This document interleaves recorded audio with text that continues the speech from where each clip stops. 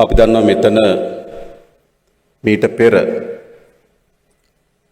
අපිත් එක්ක ක්‍රියාකාරීව වැඩ කරපු අපිට ඡන්දේ ප්‍රකාශ කරපු බොහෝ අය මෙතන ඉන්නවා.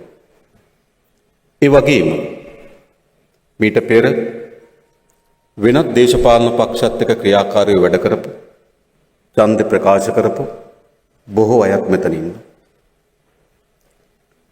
අපි සියලු දෙනාම සහෝදරත්වයෙන් පිළිගන්නවා. ඔබ අපට සවන් දෙන්න, අපිත් එක්ක කතා බහ කරන්න. මේ විනාශකාරී දේශපාලන ගමන මඟ වෙනස් කිරීම සඳහා ඒක රාස් වීම පිළිබඳව. ඒ මොකද අද අපේ රටත් එහි වෙසෙන ජනතාවත් අතිශයම විනාශකාරී අත්දැකීම් වලට මුහුණ දෙමින් තිබෙනවා. දශක ගණනාවක් මුළුල්ලේ අනුගමනය කරන ලද ආර්ථික සහ දේශපාලන ප්‍රතිපත්ති රටකට විය හැකි, ජනතාවකට විය හැකි සියලුම පන්නේ විනාශයන් අත්පත් කොට දී හමාරයි. ඔබ දන්නවා ආර්ථික ශාස්ත්‍රය බැලුවොත් අතිශය විනාශකාරී අන්තයකට අපේ ආර්ථිකය ගමන් කොට තිබෙනවා. විශාල භාණ්ඩ හිගයක් මතුවලා තිබෙනවා. භාණ්ඩවල මිල ඉහළ ගොස් තිබෙනවා. කන්ටේනර් 1500කට වඩා වැඩි ප්‍රමාණයක් අත්‍යවශ්‍ය භාණ්ඩ වරායි හිර වෙලා තිබෙනවා. එළඹෙන ණය වාරිකයන් ගෙවාගත හැකිද නොහැකිද කියලා අඩමානයකට අවිල්ලා තිබෙනවා. සාමාන්‍ය ජනතාවගේ ජන ජීවිතය ඉතාමත් ගැඹුරු අර්බුදකාරී ගැටලු ගණනාවකට යොමු කොට තිබෙනවා. ජනතාවගේ ජීවිතය උසස් කරන්න බැරි, රටේ ආර්ථිකය ශක්තිමත් කරන්න බැරි ආර්ථික සහ දේශපාලන ගමන් මගක ඇති ඵලය කුමක්ද? අප ඉදිරියේ අද මේ පෙන්눔 කරමින් තිබෙන්නේ දශක ගණනාවක් තිස්සේ අනුගමනය කරන ලබන ආර්ථික සහ දේශපාලන ප්‍රතිපත්තියේ භයානක සහ ඒ විනාශකාරීත්වය. ඔබ දන්නවා මේ දේශපාලනයට මෙතෙක් මේ සාම්ප්‍රදායික දේශපාලන ගමන් මගට අපේ රට වෙනස් කළ හැකිද?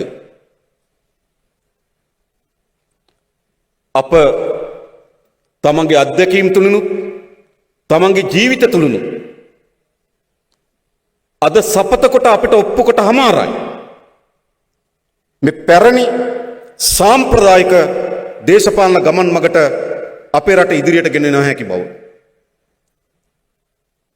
කාට හෝ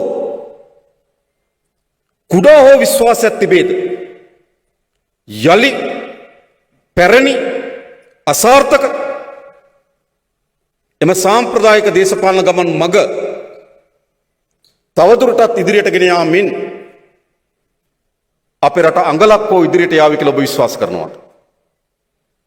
විශ්වාස කළ යුතුද? අපිට ඇති තරමට අත්දැකීම් වලින් අපේ රටටත් අපේ ජනතාවටත් ඔප්පු කොට හමාරයි ඒ සාම්ප්‍රදායික දේශපාලන ගමන් මග අවසానයි. හැබැයි මේ ව්‍යසනයට පත් වුණේ කුමක් විසින්ද? අද අපේ රටත් අපේ රට ජනතාවත් මේ මූණ දී තිබෙන ව්‍යසනය ස්වභාවික ව්‍යසනයක් නොවේ. ස්වභාවික ව්‍යසනයක් නොවේ. මහා ගම් වතුරක ප්‍රතිවිපාක, මහා කඳු කඩා වැටීමක ප්‍රතිවිපාක, මහා ගිනි කඳු පුපුරා යාමක ප්‍රතිවිපාක, මහා සැඩසුලම් මාරුතයකට මාතෘ භූමිය ගොදුරු වීමේ ප්‍රතිවිපාක නැහැ. මේ අර්බුදයේ කිසිසේත්ම ස්වභාවික විපතක් නොවේ. මේ අර්බුදය දීර්ඝ කාලයක් මුළුල්ලේ අපේ රට අනුගමනය කරන ලද අසාර්ථක වැරදි සහගත දේශපාලන ආර්ථික ගමන් මගේ ප්‍රතිවිපාක. එහෙනම් මේකෙන් ගොඩ එන්නේ මාවතත් කොහෙද තිබෙන්නේ? කොහෙද තිබෙන්නේ? ලින්දට වැටුනේ ලින් කටෙන් නම් ගොඩ එන්නත් තිබෙන්නේ ලින් කටින්. මේ විනාශකාරීත්වයට අපේ රට හෙළුවේ වැරදි ආර්ථික දේශපාලන ප්‍රතිපත්තියක් නම් මේකෙන් ගොඩ එන්න තිබෙන්නේ නිවැරදි ආර්ථික දේශපාලන ප්‍රතිපත්තියක් අපේ මාතෘ භූමිය තුල ස්ථාපිත කිරීමෙන් පමණයි. එහෙම නැත්නම් මොකද තිබෙන මාවත? සමහර අය කල්පනා කරනවා අපිට දේශපාලනේ එපා කියලා. කවුරු ආවත් එකයි කියලා. අපි හම්බ කරොත් අපි කයි කියලා. හැබැයි ඒ සියල්ල අද ඇස් ඉදිරිපිට අපිට පෙන්눔 කරමින් තිබෙනවා පිළිතුරු නොවන බව. එහෙනම් මේ අර්බුදය නිර්මාණය කොට තිබෙන්නේ මේ දේශපාලනෙන් නම් අනිවාර්ය ලෙස මේ අර්බුදයෙන් ජනතාවත් මාතෘ භූමියත් නිදහස් කර ගැනීම ගොඩේීමේ මාවත වැටී තිබෙන්නේද දේශපාලනය. තනිව හුදකලා ලෙස මොනතරම් පිළිතුරු සෙව්වත් මේ අර්බුදයෙන් අද ගොඩ එන්න බෑ.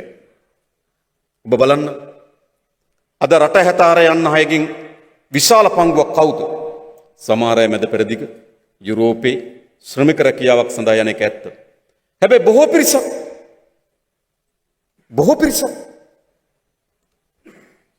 යම් ආදායම් මාර්ගයක් තිබෙන අපේ රටේ තරමට හොඳ නිවසක් තිබෙන හොඳ වාහනයක් තිබෙන හොඳ සමාජ පසුබිමක් තිබෙන තමන්ට යම් වෘත්තීමේ ගරුත්වය සහිත රැකියාවක් තිබෙන ජීවත් වීමට සරිලන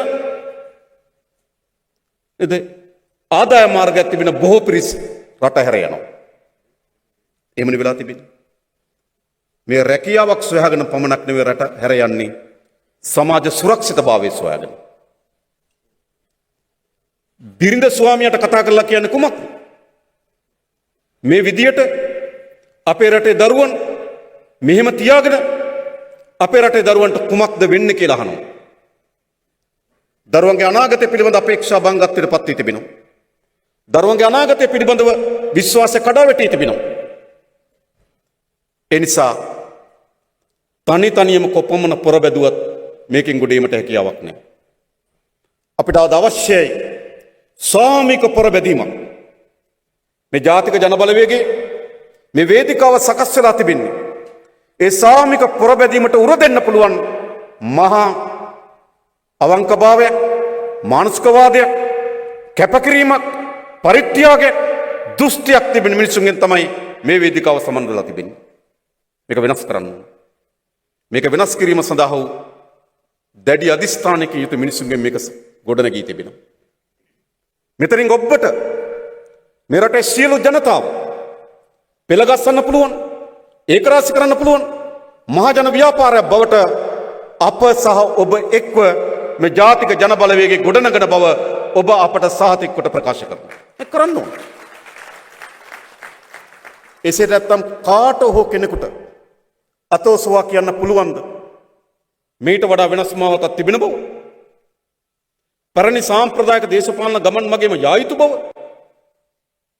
හැම කෙනාගේම හදවත තට්ටු කරලා අහන්න. හැම කෙනාගේම තමගේ අත්දැකීම් වලට තට්ටු කරලා අහන්න. හැම කෙනාටම ඕනෑවට වඩා වැඩියෙන් ඒත්තු වෙනවා මේ විනාශකාරී දේශපාලන ගමන් මගින් අපේ රට වෙනස් කළ යුතු බව. මොකද තනිතරී පොරබැදීමෙන් මේකෙන් පළක් නැහැ. වැද්දාගේ වීසිදලට අහුණු වටුරැල තනි වටුවා ඉගෙලෙන්න මොන තරම් උත්සාහ කරාද? තනි වටුවා ඉගෙලෙන්න මොන තරම් උත්සාහ කරාද? එම දැලින් ගැලවී යාමට උන්ට හැකියාවක් ලැබුණේ නැහැ. හැබැයි අවසානයේදී එතන හිටපු බෝධිසත්ව වටුවාණන් කියනවා නැහැ. තනියම ඉගිලී යාමට මොන තරම් පොරබැදුවක් පළක් නැහැ. අපි මේ දඩයක් කරුවාගේ දැලෙන් නිදහස් වෙන්න නම් අපි සාමූහික පොරබදන්න ඕන. ඒම තමයි අද අපට තිබෙන්නේ. තනියම නෙවෙයි. අපි සාමූහික ප්‍රයත්නයක යෙදෙමු. අපේ රටත් අපේ රටේ ජනතාවත් මේට වඩා සංවර්ධනයක් වූ රටක අපේක්ෂාවන් පිරුණු රටක සහෝදරත්වයෙන් සමගියෙන් ජීවත් වීම සඳහා අවශ්‍ය වෙන ව්‍යාපාරය ගොඩනගමු. ඒ සඳහා සහතික වශයෙන් අපි බලය අත්පත් කරගමු. අපි එකක් කියන්නේ ලෑස්ති. අපි සූදානම් මේ රට බාර ගන්න. ඒ වගේම අපි සූදානම් මේ රට හදන්න. ඒ පිළිබඳ අවංක සද් උවමනාවක් තිබෙනවා අපිට. මේ වේදිකාවේ ඉන්න කිසිවෙක්, මෙතෙන්ට සහභාගී වී ඉන්න ඔබ කිසිවෙක් තනි පෞද්ගලික උවමනාවක් මත මෙතෙන් සහභාගී වුණා නෙවෙයි. අපි හැම කෙනාම එකට ගැටගසන හූයක් තිබෙනවා. අපි හැම කෙනාම එකට ගැටගසන දම්වැලක් තිබෙනවා. ඒ දම්වැල තමයි මේ රට බාර ගන්න සූදානම්, මේ රට ගොඩනගන්න සූදානම්.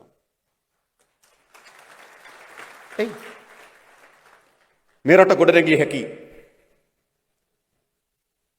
මේ මෙසේ විනාශයට පත් වී කඩාවැටීමට භාජනය විය යුතු රටක් නොවේ. මේ රට ගොඩනැගිය හැකි. මොකද්ද කළ යුතු වන්නේ? කරුණු ගණනාව සම්පූර්ණ කරන්න. එක, මේ රට මෙවැනි විශාල ව්‍යසනයකට පත් කිරීමේ ප්‍රධාන සාධකයක් දූෂිත දේශපාලනය. අතිශය දූෂිත දේශපාලනය. මොනතරම්ද?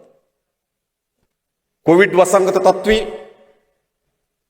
මිනිසුන් මරණය අභ්‍යස සිටියදී තමන්ගේ එලිපත්තට කුමන වෙලාවේ මරණය ගලා එවිද කියලා බයෙන් දරුමල්ලන් එක්ක නිවස ඇතුළේ හුදකලා වෙලා සිටියදී පාලකයන් ඇන්ටිජන් වලින් හොරකම් කරනවා. පාලකයන් නිරෝධායනෙන් හොරකම් කරනවා. පාලකයන් විදේශගත ශ්‍රී ලාංකිකයන් ගෙන්වීම හොරකම් කරනවා. පාලකයන් නිරෝධායන කඳවුරේ ලබා දෙන ලද ආහාර වේලක හොරකම් කරනවා. ඒ පාලකයන් රටක් හදයිද? ඔබ ගන්න.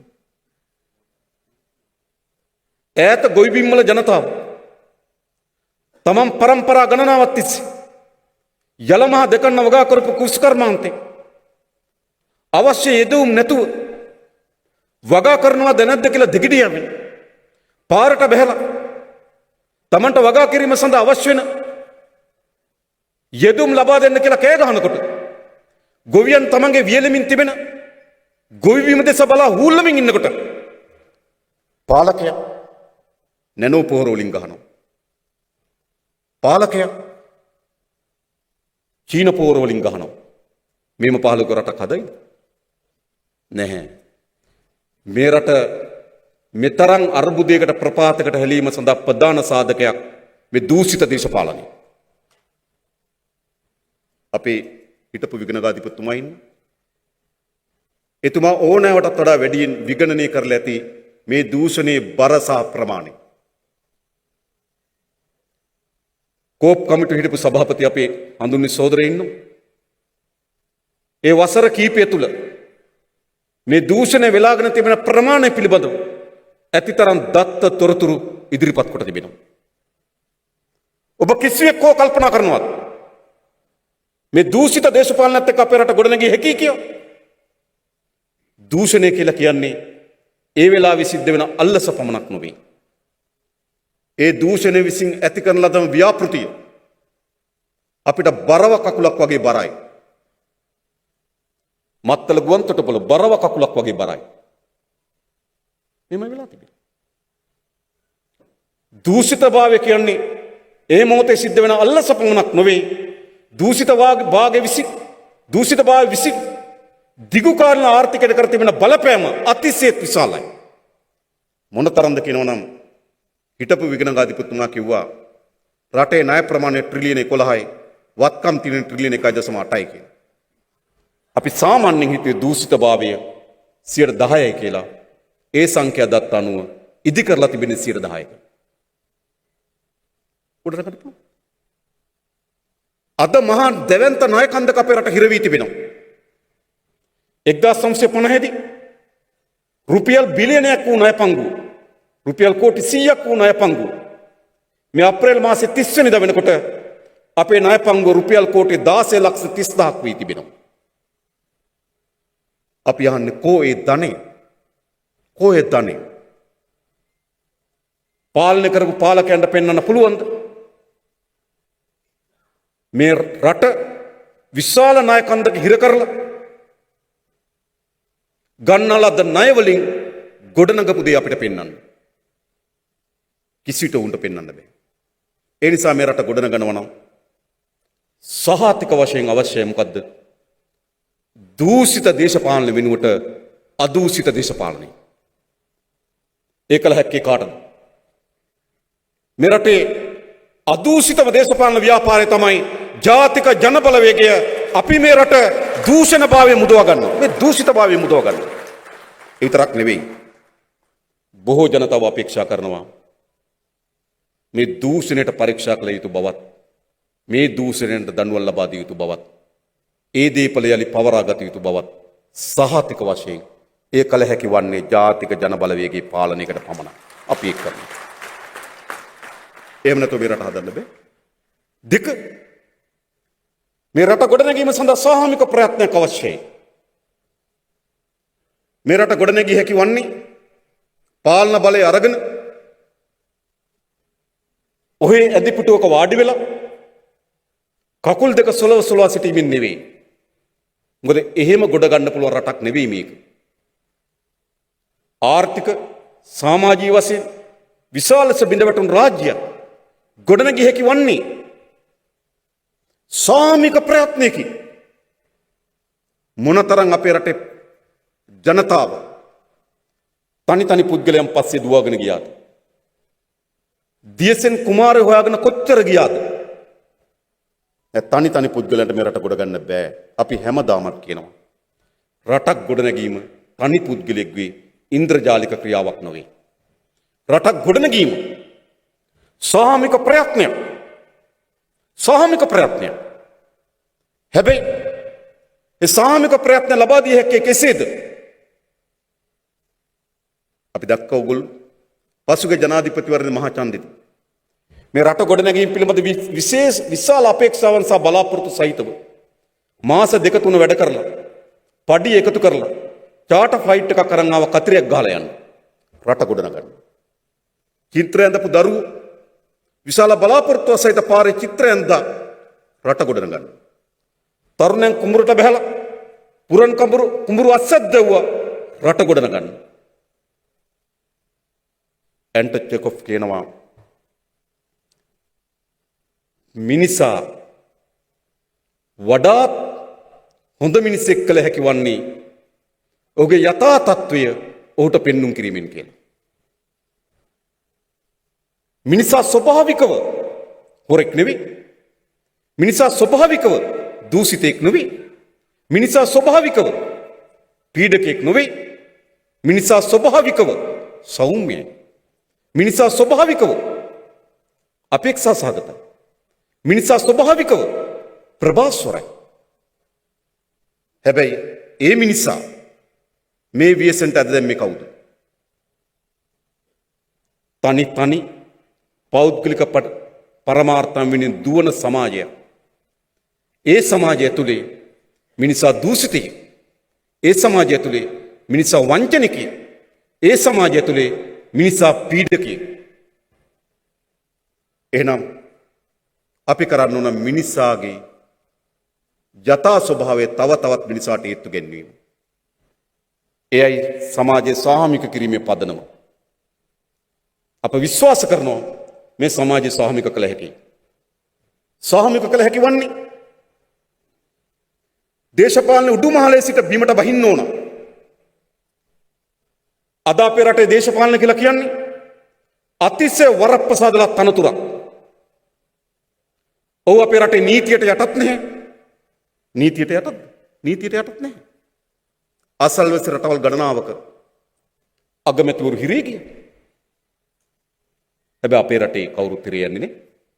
එයි මේ දේශපාලකයන් නීතියට යටත් නැහැ. මේ දේශපාලකයන් අතිශය දූෂිතයි. මේ දේශපාලකයන් අතිශය වරප්‍රසාදල පුරවැසියෝ. එනිසා මේ දේශපාලකයා උඩුමහලේ සිට බිමට බස්සන්න ඕන. බස්සලා පොදු ජනයාත් එක්ක උරෙන් උර ගැටි සමානව ඉඳගෙන සම කොටස්කරුවන් ලෙස මේ සමාජය ගොඩනගෙන ක්‍රියාකාරකයෙක් බවට පත් කරන්න ඕන. එහෙම නැතුව දේශපාලකයා උඩුමහල ඉඳලා පුරවැසියන්ට කියන්න බෑ සාහමික වෙමු කියලා.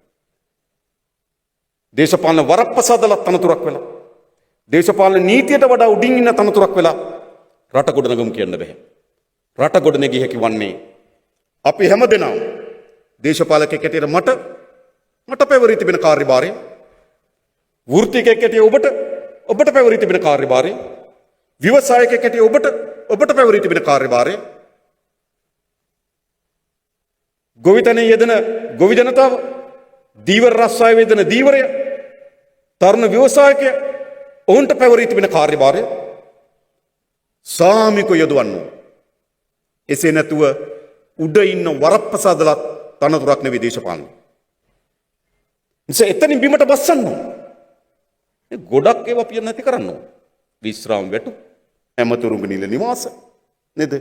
හිටපු ජනාධිපතිතුරු බලා ගන්න එක, හිටපු ජනාධිපතිතුරුගේ මන්දිර සියල්ල අවලංගු කරන්න. අහෝසි කරන්න.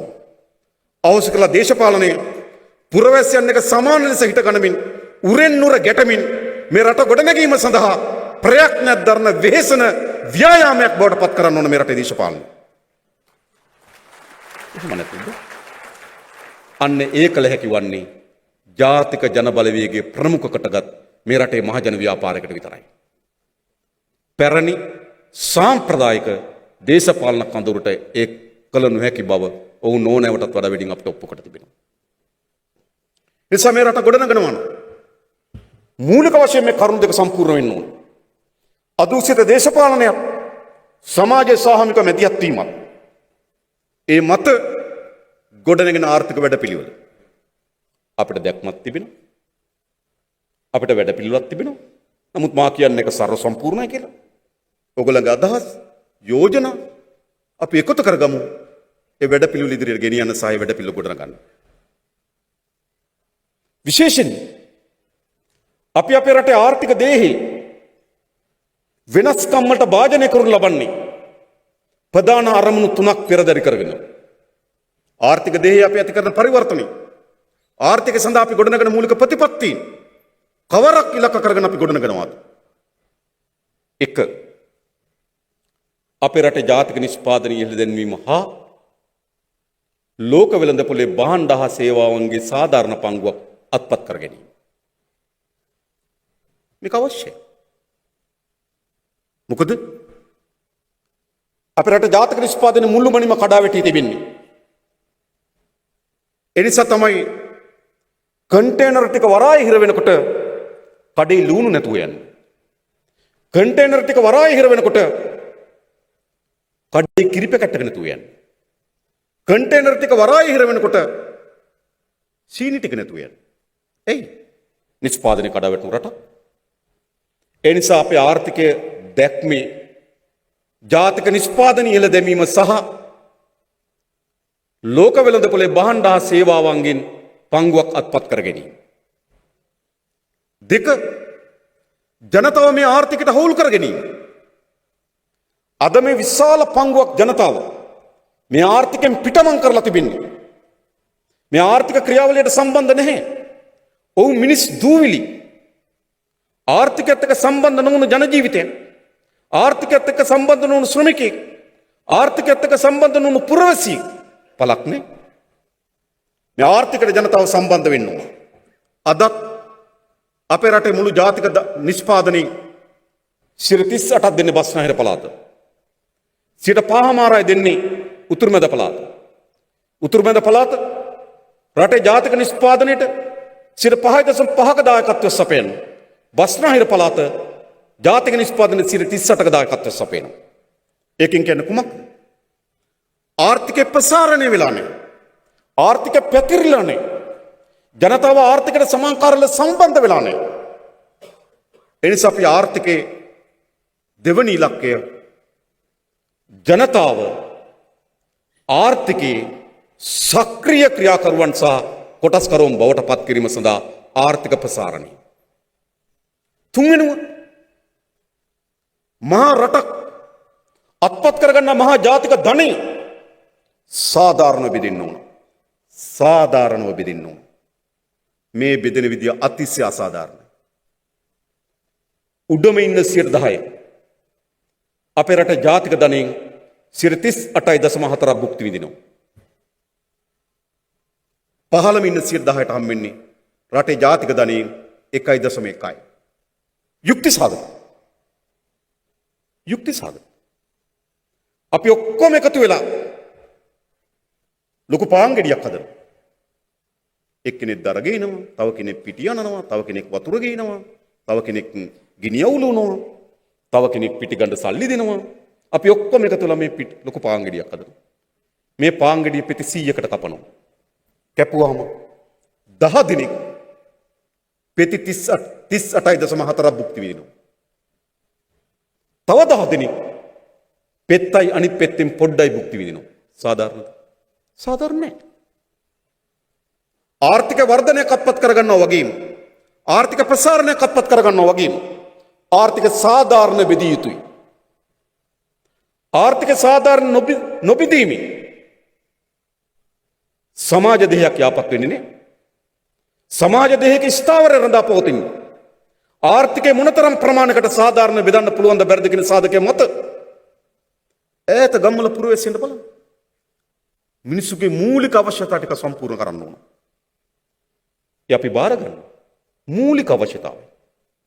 ඉන්න නිවහන, ජීවත් වෙන්න ආදායම් මාර්ගය, දරුවන්ට හොඳ අධ්‍යාපනය, නිරෝගී සම්පන්න ජීවිතයක් වෙනුවෙන් සෞඛ්‍ය සේවාව, මානසික නිදහස. මේ මූලික කරුණු පහද පුරවැසියන් කී දෙනෙකුට තියෙනවද? ඈත ග්‍රාමීය ජනතාවගේ ජන ජීවිතය ඔබ ගිහිල්ලා බලන්න. ඔවුන්ට තිබෙනවද?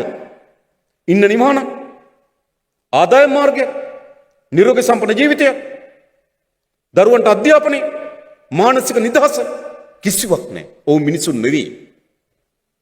එනිසා මේ කරුණු තුන අපි පාදක කරගන්න. මේ රටේ ආර්ථික පදනම හදන්න. ඊළඟ ආර්ථික සංවර්ධනයේදී ලෝකේ ඕනෑම රටක් තව රටක ආර්ථික කොපියක් ගලපන්න බෑ. ඕනෑම රටක. ලෝකේ ඕනෑම රටක් තමන්ගේ ආර්ථික උපාය මාර්ගය සකස් කරන්න, තමන්ගේ ආර්ථික සංවර්ධන සලස්ම සකස් කරන්න ප්‍රධාන සාධක ගණනාවක් මත එක පිහිටීම. අපේ රට ඉතාමත් වැදගත් තැනක පිහිටා තිබෙන්නේ. ප්‍රධාන මුහුදු මාර්ග 4ක් ආසන්නයේ යුරෝපය, ඉන්දියාව, ඕස්ට්‍රේලියාව ඈත පෙරදිග. වසරකට නැව් 36000ක් ගමන් කරනවා. ලෝක වෙළඳාමෙන් 30%ක් මේ මුහුදු මාර්ග 4 සිදු වෙනවා. එනිසා ඉතාමත් වැදගත් වෙළඳ මධ්‍යස්ථානයක් ලෙස ගොඩනැගිය හැකි ස්ථානයක් ලෙස අපේ රට පිහිටා තිබෙනවා. එනිසා අපේ රටේ සංවර්ධනයේදී අපේ රටේ පිහිටීම අපි උපයෝග කරගන්න ඉදිරියට යන්න. දෙක, අපේ රටේ ස්වභාවික සම්පත්, ඕනෑම රටක ස්වභාවික සම්පත්. අපිට විශාල වාණිජ සම්පත් නේ. තෙල්, ගෑස්, ගල් අඟුරු, රත්තරන් නිදි, තුත්තනායක නිදි, තඹ නිදි අපිට නැහැ. ඒත් අපිට අපේ රට වගේ අටගුණයක මහා සාගරයක් තිබෙනවා. ඒක සම්පත් ආකරයක්. ඒ වගේ ඉතාමත් මනරම් හොඳ වෙරළ තීරයක් තිබෙනවා. ප්‍රධාන දේශගුණ කලාප 3ක් තිබෙනවා. khනිජ සම්පත් ප්‍රමාණයක් තිබෙනවා. යලමහා දෙකන්න වගා කරන්න පුළුවන් මෝසන් දෙක වර්ෂාවක් තිබෙනවා. අතරමැදි පෝෂක වර්ෂාවක් තිබෙනවා. ඒ වගේම මහා ශාස්ත්‍රික මහ පොළොවක් තිබෙනවා.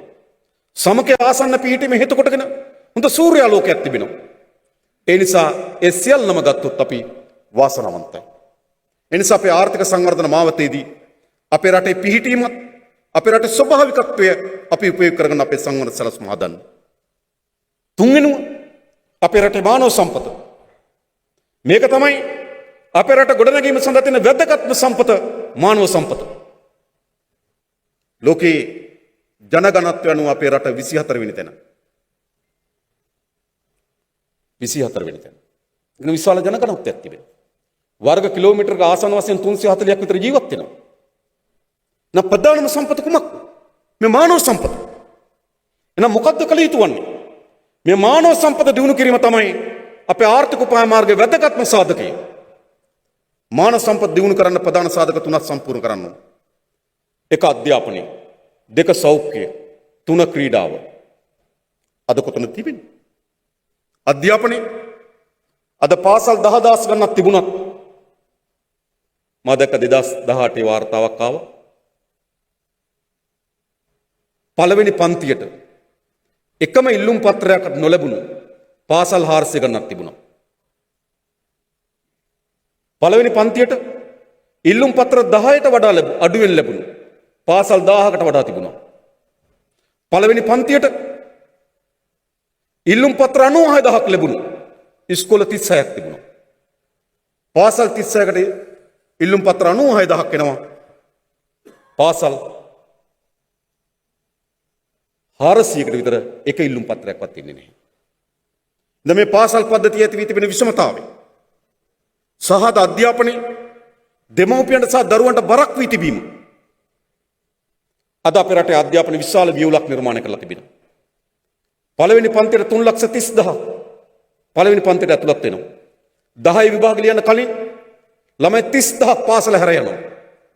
ආසන්න වශයෙන් ගත්තොත් වසරකට ළමයි 30000ක් පාසල ඇත්තර යනවා. ඒ කියන්නේ 9%. පළවෙනි පන්තියට ඇතුළත් වෙන දරුවන්ගෙන් 9%. 10 විභාග ලියන්නේ නේ. අපේ රටේ මත්ද්‍රව්‍යවලට ඇබ්බැහුවන්ගෙන් 70%කට වඩා වැඩි ප්‍රමාණයක් සාමාන්‍ය පෙළ දක්වා ඉගෙනගෙන නැහැ. අපේ රටේ සිරගතු වුවන්ගෙන් 70%කට වඩා වැඩි ප්‍රමාණයක් සාමාන්‍ය පෙළ දක්වා ඉගෙනගෙන නැහැ. අපේ රටේ දුප්පත්කමයි නූගත් භාවය අතර සම්බන්ධයක් තිබෙනවා. මොකද්ද වෙලා තිබෙන්නේ? දුප්පත්කමට සමාජ අපරාධවලට අධ්‍යාපනයේ ප්‍රධාන හේතුව බවට පත් වී තිබෙනවා. එනිසා අපේ සංවර්ධනයේ ප්‍රධානම බරක් අපිට තිබන්නේ අධ්‍යාපනයේ නැනවත් මිනිසෙක්. ඊළඟ සෞඛ්‍ය නිරෝගී සම්පන්න මිනිසෙක්. ක්‍රීඩාව ධෛර්ය සම්පන්න මිනිසෙක්. ශ්‍රී ලාංකික පුරවැසිය නැනවත් පුරවැසියෙක් නිරෝගීමත් පුරවැසියෙක් කාර්යශූර ධෛර්ය සම්පන්න පුරවැසියෙකුට අපි ගොඩනගනවා. එනිසා ලෝකේ ඊටම දියුණුම මානව සම්පත මේ ශ්‍රී ලංකා භූමියෙන් ගොඩනැගීම තමයි අපේ අපේක්ෂාව. ඒ යුතු කළ හැකි කියන දැඩි විශ්වාසයක් අපිට තිබෙනවා. ඊළඟ ලෝකේ අපි හුදකලා වෙලා නෙවෙයි තිබෙන්නේ. ලෝකයේ අද විවිධ ආකාරයෙන් ගැට ගැහිලා තිබෙනවා. ලෝකේ සංනිවේදනයෙන් කිට්ටු වෙලා තිබෙනවා.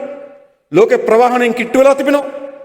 ලෝකේ ගමනාගමනයෙන් එකට බැඳිලා තිබෙනවා. ලෝක වෙළඳපොළෙන් එකට ගැට ගැහිලා තිබෙනවා.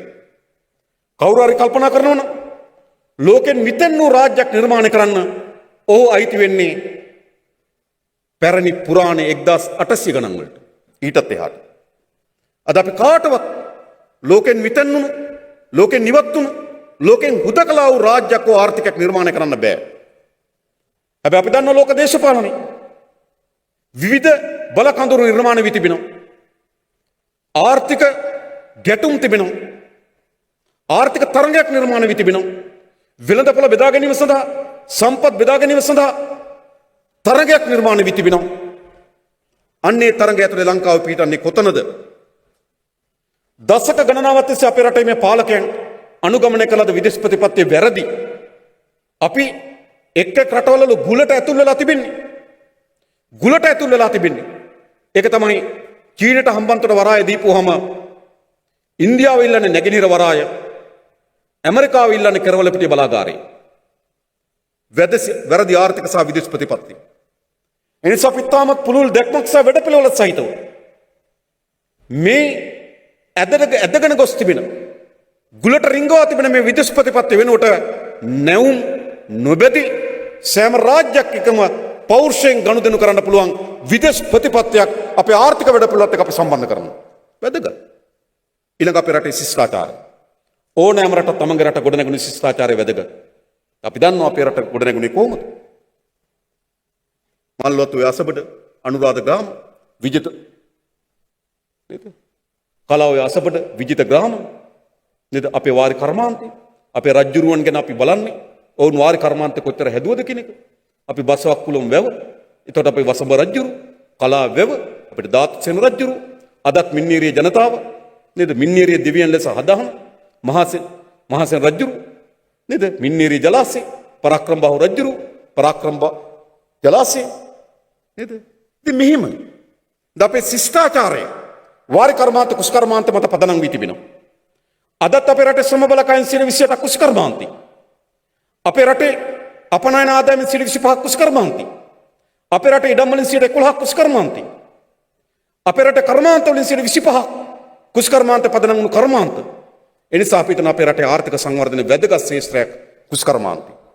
අපේ රටේ ආහාර සුරක්ෂිතභාවයත් ග්‍රාමීය ජනතාවගේ ජන ජීවිතය උසස් කිරීම වෙනුවෙන් මේ කුෂ්කර්මාන්තයේ අලුත් පරිවර්තනයක් අපි ඇති කරනවා. එනිසා අපි හිතනවා අපේ රටේ පිහිටීම, අපේ රටේ ස්වභාවික සම්පත්, අපේ රටේ මානව සම්පත, ලෝක දේශපාලනය, අපේ රටේ ශිෂ්ටාචාරය මත පදනම් වූ නව ආර්ථික වැඩපිළිවෙලකට පරිවර්තන විය හැකියි. හැබැයි මේ කාර්යභාරය ඉටු කරන්නේ කවුද? රජයක් හැටියට අපිට දැක්මක් තිබෙනවා, වැඩපිළිවෙලක් තිබෙනවා. රජය සතු තියෙන දැක්ම සහ වැඩපිළිවෙල ක්‍රියාවට නගන්නේ කවුද? ව්‍යවසායකය. ඒ සඳහා අපි ආරාධනා කරන්න ඕන. රජය තමයි ඉලක්ක හදන්නේ. අපේ කිරි නිෂ්පාදන අපි මෙතෙන්ට ගෙනිනවා. අපේ ඉදිකිරින් කර්මාන්ත අපි මෙතෙන්ට ගෙනවනවා. ව්‍යවසායකයට අපි ආරාධනා කරනවා. රජය විසින් හදන ලද ඉලක්ක සහගත වැඩපිළිවෙලට ව්‍යාපාරික ව්‍යවසායක කර්මාන්තකරුවෝ අපි ආරාධනා කරනවා. අද කර්මාන්තකරුවන්ට සිදු වී තිබෙන්නේ කුමක්ද? අද කර්මාන්තකරුවන්ට හෙට ආර්ථිකය සිද්ධ වෙන්නේ මොකද්ද කියලා දන්නේ නැහැ. ආර්ථිකේ කවර චලනයක් සිද්ධ වෙයිද කියලා අවබෝධයක් නැහැ. ඒ නිසා අලුත් ව්‍යාපෘතියකට අත ගහන්නේ නැහැ. අලුත් කර්මාන්තශාලාවකට අත ගහන්නේ නැහැ. අත ගහන්න කලින් මොකද කරන්නේ? ඥානක් හම්බෙන්න යනවා. නේද? ඒ අය තමයි තීරණය කරන්නේ. එයි සැකේ අවිශ්වාසය. හැබැයි රජය විසින් හදන ආර්ථික දැක්මකට, රජය විසින් හදන ආර්ථික ක්‍රියාවලියකට, මධ්‍යගත සැලසුම් ක්‍රියාවලියකට අපේ රටේ ව්‍යවසායකය, තරුණ ව්‍යවසායකය, වෘත්තීය වේදියා, ගෝවිය, කම්කරුවා, දේශපාලනී, රාජ්‍ය සේවය මේ සියල්ල ඒකාබද්ධව මෙහෙවනවා. අවුරුදු 5-6ක් මේ දැක්ම සහිත මේ රට මෙහෙවුවොත් සහතික වශයෙන් අපේ රට ඉතාම ශක්තිමත් ආර්ථික සහිත රටක් බවට පරිවර්තනය කළ හැකියි. කරන්න පුළුවන්. මම කලින් කිව්වේ මේ අර්බුදයේ ස්වභාවික ව්‍යසනයක් නෙවෙයි, දේශපාලකයන් විසින් ඇති කරන ලද ව්‍යසනයක්. එනිසා අපි මේ රටේ පුරවැසියන්ට ආරාධනා කරන්න. විවිධ දේශපාලන ව්‍යාපාරයන් එක්ක, විවිධ දේශපාලන කඳුරුත් එක්ක වැඩ කරන්නේ නැති. වැරදි නෑ. පුරවැසියන්ට හැමදාමත් තිබුණ යහපත් බලාපොරොත්තුව. කිසිදු පුරවැසියෙක් ඡන්ද පොළට ගිහලා කතරයක් ගෙවුවේ හොරකම් කරන්න කියලා. කිසිදු පුරවැසියෙක් ඡන්ද පොළට ගිහලා කතරයක් ගෙවුවේ අපේ රට ණය වලට හිර කරන්න කියලා. කිසිදු පුරවැසියෙක් ඡන්ද පොළට ගිහලා කතරයක් ගෙවුවේ නිෂ්පාදනය කඩාවට්ටන්න කියලා. කිසිදු පුරවැසියෙක් ඡන්ද පොළට ගිහලා කතරයක් ගෙවුවේ අපේ රටේ ජාතික සම්පත් විකුණන්න කියලා. කිසිදු පුරවැසියෙක් ඡන්ද පොළට ගිහලා කතරයක් ගෙවුවේ නැහැ නේද? අපේ රට මේ තරම් විනාශකාරීත්වයට ඇදගෙන යන්න කියලා. හැම පුරවැසියම කතර ගෙවි යහපත් අපේක්ෂාවෙන්, යහපත් බලාපොරොත්තු වලින්. හැබැයි මොකද සිදු වී තිබෙන්නේ? ඡන්දදායකයට පුරවැසියට තිබුණු අපේක්ෂාව, පුරවැසියට තිබුණු බලාපොරොත්තුව, පුරවැසියට තිබුණු සුබ සිහිනයක් වෙනුවට පාලකයට වෙන සිහිනයක් තිබුණා. ඕකට තිබුණ ඔහුගේ පවුල නේද? පඩිපෙළ හැටියට තියන ඊළඟ නේද? මේ දශකේ මෙයා, ඊළඟ දශකේ මෙයා, ඊළඟ දශකේ මුණුබුරාවා දක්වා පෙළ ගස්සන්න. පාලකයාගේ වුමනාව. පාලකයාගේ වුමනාව බවට පත් උනේ රටේ ජාතික සම්පත් විශාල ප්‍රමාණයක් තමන්ට එක්රැස් කරගන්න. පාලකයාගේ වුමනාවට බවට පත් උනේ අතිශය මජර කෑදර ජීවිතයක් ගත කරන්න. පුරවැසියාගේ අපේක්ෂාව සහ පාලකයාගේ අපේක්ෂාව දෙකක් වුණා. හැබැයි අපි ගොඩනගමු පුරවැසියාගේ අපේක්ෂාවත් පාලකයාගේ අපේක්ෂාවත් සමපාත වෙන පාලනයක්. ඒ ගොඩනැගිය හැකි වන්නේ මේ රටේ සියලු දෙනා ඒක රාශි කරගත හැකි මහජන ව්‍යාපාරයක් ගොඩනැගීමෙන් විතරයි. ජාතික ජන බලවේගය අපි අද අපේ ජාතික විධායක සභාව අපි හඳුන්වා දෙනවා. විශ්වවිද්‍යාල ආචාර්යවරු, වෘත්තීයවේදීන්, සාහිත්‍යදරයන්, කර්මාන්තකරුවන් මේ රට ගොඩනැගීම සඳහා දායකත්ව සැපිය හැකි සියලු කණ්ඩායම් ඒක රාශි කරලා තිබෙනවා. අපි මෙතන එක්රැස් වී සිටින ඔබට ආරාධනා කරන්නේ අපි හැමදෙනාම තමන්ගේ ශේෂ්ත්‍රය ඇතුලේ, තමන්ගේ ගම ඇතුලේ, තමන් නියෝජනය කර ප්‍රජාව ඇතුලේ මේ වැඩ කටයුත්තට උර දෙමු. සහතික වශයෙන් මේ රට වෙනස් කරන්න පුළුවන්. එනිසා මේ රට වෙනස් කිරීමේ දේශපාලනය, අලුත් මාවතකට හැරවීමේ දේශපාලනය, මෙතෙක් ගමන් කරමින් තිබුණු විනාශකාරීත්වයේ මාවත, අවුරුදු 70ක් ගමන් කරමින් තිබුණු විනාශකාරීත්වයේ මාවත වෙනුවට විසඳුමේ මාවත තෝරාගමු. මෙය තමයි විසඳුමේ මාවත. ඒ වෙනුවෙන් සියලු දෙනා එකතු වෙමු, ධෛර්ය සම්පන්නව ඉදිරියට එමු කියලා ආරාධනා කරමින් මම නතර වෙනවා. බොහොම ස්තුතියි හැම දිනාටම ජය වේවා කියලා ප්‍රාර්ථනා කරනවා.